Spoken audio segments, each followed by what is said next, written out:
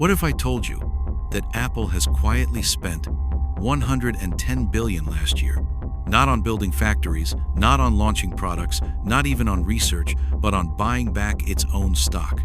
And they're not alone. Google, Microsoft, Meta, even Amazon, the world's most powerful companies, the titans of tech, are spending more money buying themselves than building the future. Why? Because buybacks are Wall Street's favorite magic trick.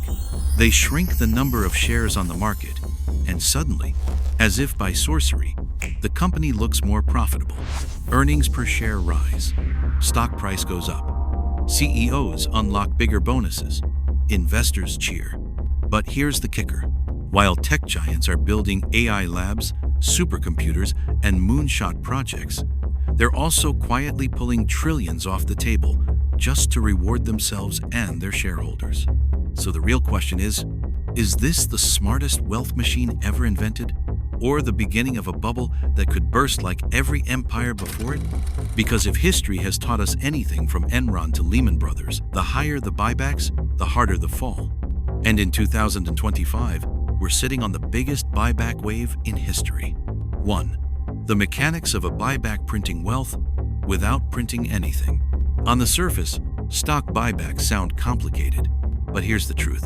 It's one of the simplest and most controversial financial maneuvers in the playbook. Here's how it works. Imagine a company has 10 shares on the market.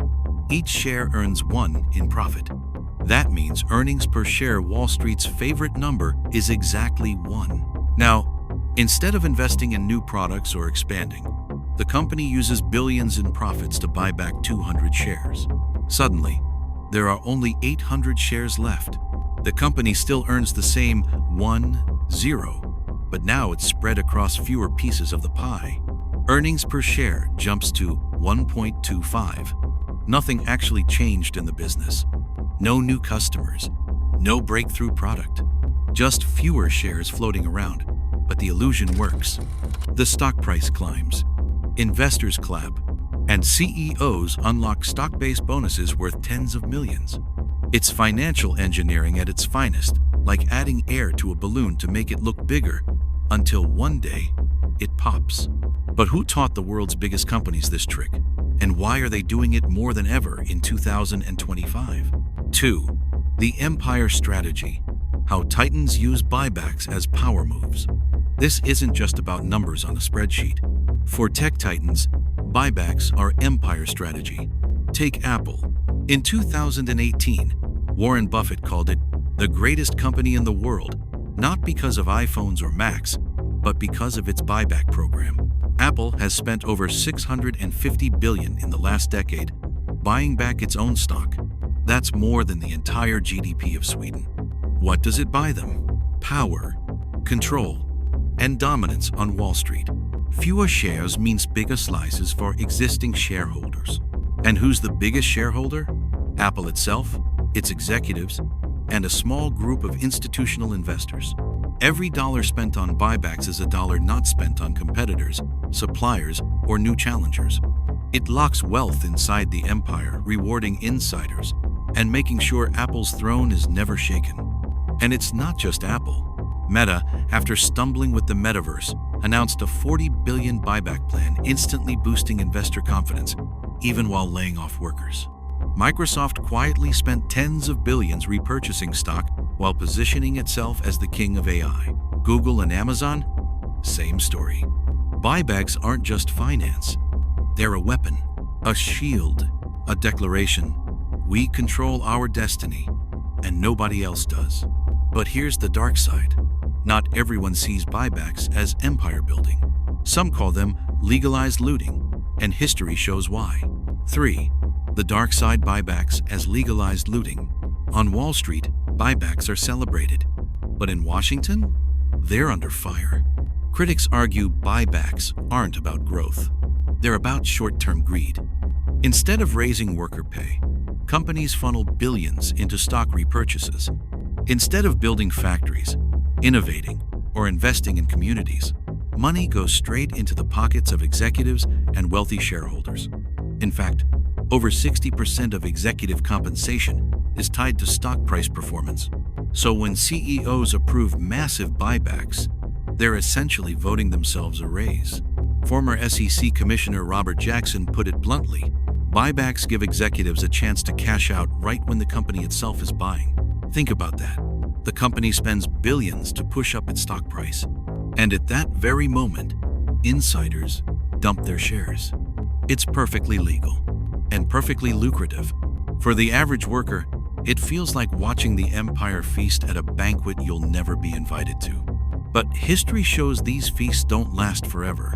In fact, some of the biggest buyback binges ended in disaster. 4. Lessons from history when buybacks fuel collapse. Buybacks aren't new. They've been around for decades.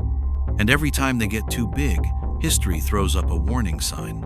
In the late 1980s, corporate America gorged on buybacks right before the savings and loan crisis erupted.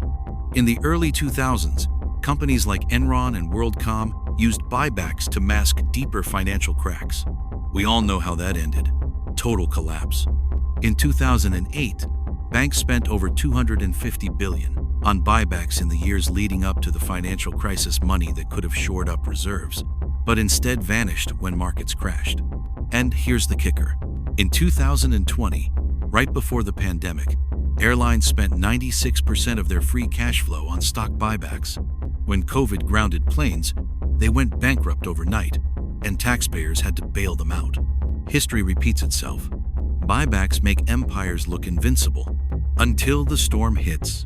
Then the same companies come crawling for rescue. So why are tech titans doubling down on buybacks now, in 2025, right when the stakes are higher than ever? 5. Why 2025 is different. The AI gold rush. So why are tech titans buying back stock now? Because 2025 isn't just another year. This is the year of the AI gold rush. Every company from Apple to Meta to Microsoft is pouring billions into artificial intelligence, data centers, chips, cloud infrastructure. The arms race is on. But here's the paradox. Instead of saving cash to fuel this AI explosion, they're simultaneously spending record sums on buybacks. Apple announced $110 billion in buybacks last quarter alone, the largest in history. Microsoft isn't far behind, pledging tens of billions while also dropping $10 billion into OpenAI. Google is spending $70 billion on buybacks while racing to dominate AI search. Why split their war chest? Because buybacks serve a hidden purpose. They project strength. When investors see a company repurchasing shares, they assume confidence. It signals, we're not just betting on AI, we're betting on ourselves. But what happens when confidence turns into overconfidence and the empire starts building on sand? 6. The trillion-dollar showdown, regulators versus tech titans. Here's the storm cloud forming on the horizon. Governments are watching, and they don't like what they see. The Biden administration has already slapped a 1% tax on stock buybacks, and there are calls to raise it to 4%. Senator Elizabeth Warren calls buybacks paper manipulation. Europe is even tougher. Some EU leaders want outright restrictions, because when trillion-dollar tech giants use buybacks to boost stock prices, it concentrates wealth even further at the very top. The gap between executives and everyday workers widens. And that sparks political fire. If regulators win, the buyback machine could grind to a halt. If tech titans win, they'll have proven that their financial power is as untouchable as their technology. This isn't just economics, it's empire versus empire. Wall Street's empire of capital versus Washington's empire of law. So we've seen the rise, we've seen the firepower, but history teaches us one truth. Every empire eventually faces its reckoning, and that's where we turn now. Because if tech titans are truly building on buybacks, the question becomes, what happens when the tide turns? The breaking point, the hidden fragility. Here's the irony no one talks about. The very companies that look invincible might be the most vulnerable. Because when buybacks stop, the illusion cracks. Stock prices that soared on artificial demand suddenly lose their support. Investors start asking questions. Was this real growth or financial smoke and mirrors? Apple, Google, Meta, Microsoft, their trillion-dollar valuations rest on more than innovation. They rest on the constant hum of buybacks. Pull the plug, and suddenly, the emperor's clothes look thinner than we thought. And we've seen this movie before, giants brought down not by competition, but by their own overconfidence. When empires collapse, think about Enron, a company once hailed as America's most innovative. It imploded in months because its empire was built on accounting tricks. Or Lehman Brothers, a financial titan that thought it was too big to fail. It disappeared in a single weekend. What do these stories tell us? That empires don't always fall from outside attacks. They rot from within. Now ask yourself this.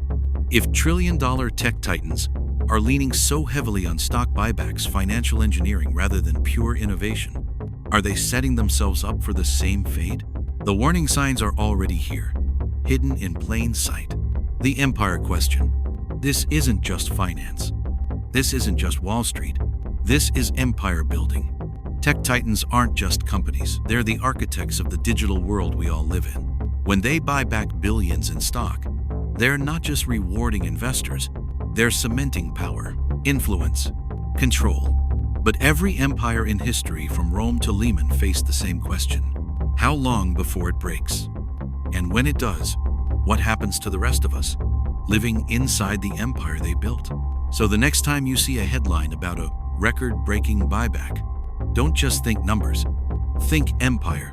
Because what Apple, Google, Meta, and Microsoft are really doing is writing the future of capitalism itself. The only question left is, will it be their masterpiece or their downfall? This is Behind the Billions. If you want the unfiltered truth about business empires and power plays shaping our world, hit subscribe, because this story is just beginning.